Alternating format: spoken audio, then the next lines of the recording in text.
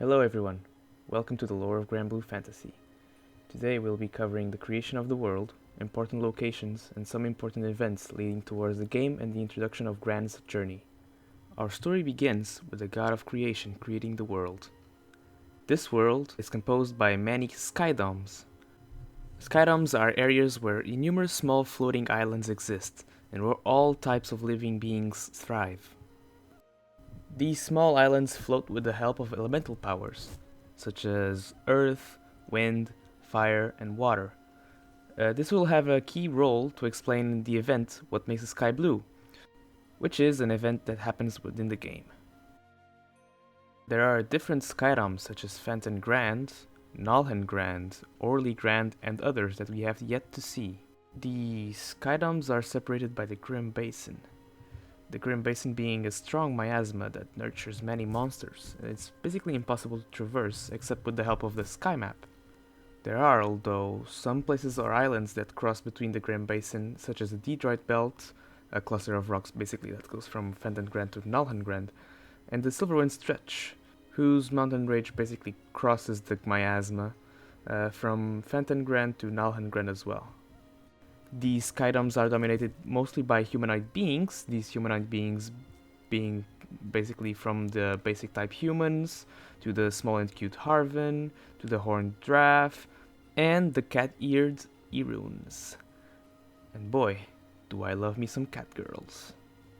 These skydomes are basically like pockets inside another bigger world called the Crimson Horizon.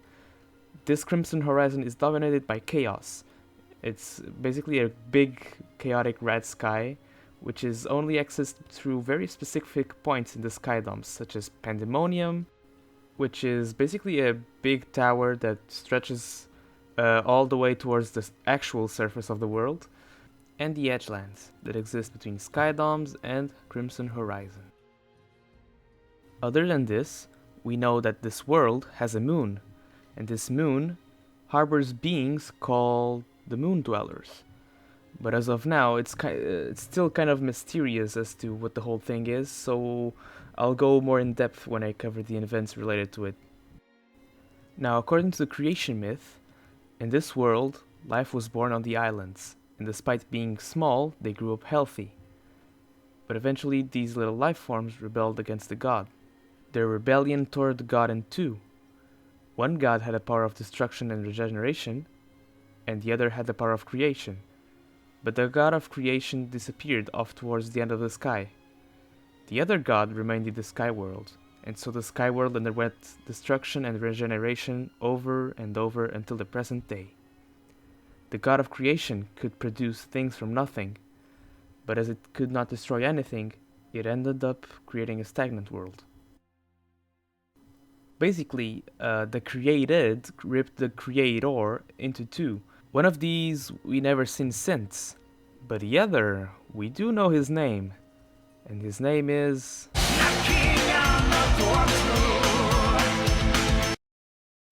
Up until now, we know very little of these two gods. We do know that they're dragons, but for now I'll refer to the Dragon of Destruction and Rebirth as the God of Destruction and Rebirth, and the Dragon of Creation as the God of Creation.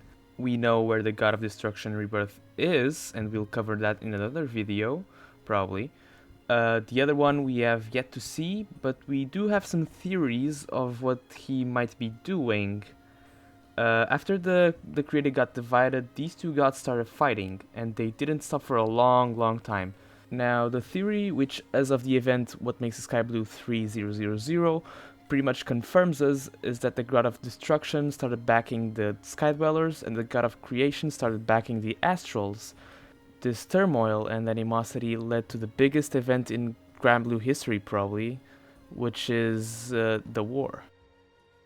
The war is the single most biggest event that ever happened in the history of Granblue, and if it never happened, the story of Gran's journey probably would have never happened, and half of the characters we know probably wouldn't be there. The war consisted, as I said, two sides, the Sky Dwellers and the Astrals. The Sky Dwellers weren't very powerful, but they were smart and had strength in numbers. The Astrals, on the other hand, were extremely powerful and really, really smart.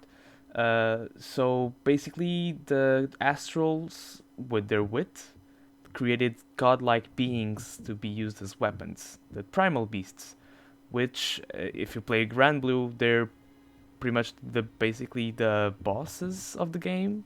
Or at least most of the bosses are Primal Beasts. The first Primal Beast was Lucifer, who was shaped in the image of his creator Lucilius.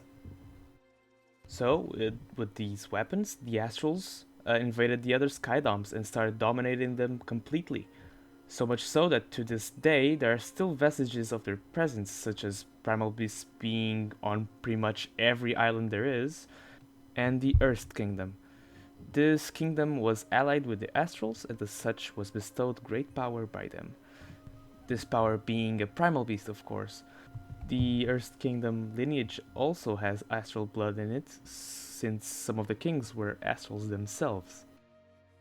Sometime during the war, the Primal Beasts started growing rebellious towards their masters.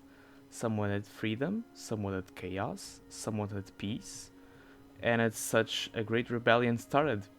But, in the end, they were all defeated and exiled to Pandemonium. They came to be known as the Fallen Angels. This, of course, weakened the Astrals greatly, and with a little help of a few Primal Beasts that were working behind the scenes, the Skydwellers united and defeated the Astrals, forcing them to retreat indefinitely back to where they came from. Many Primal Beasts stayed in the Skydweller Skydoms, including Lucifer, who took the mantle of Supreme Primarch, and with love and compassion in his heart, started protecting the realm and the Skydwellers in it. Of course, helped by other Primarchs, Primal Beasts with names of angels basically. A long time has passed since, and in the small island of Zinkenstill, a boy, or girl, receives a letter from their father. This letter tells them of Estalucia, the land of the Astrals, and that's where he went. It also tells him, or her, to gather the different pieces of the sky map in order to reach him. So the boy, Gran, or if you're playing as a girl, Jita, and their pet dragon set out on an adventure to find their father. Thank you all for watching this video. I might have skimmed over or skipped or totally failed to explain some of the events, but most of it is coming from my memory, and the lore compilation in Granblue was not the best. It's kind of scattered, and also my English accent is probably not the best. My microphone is probably not really that good either. But I'm really trying my best, so thank you all for bearing with me. I'm Left Dancho, and have a good day.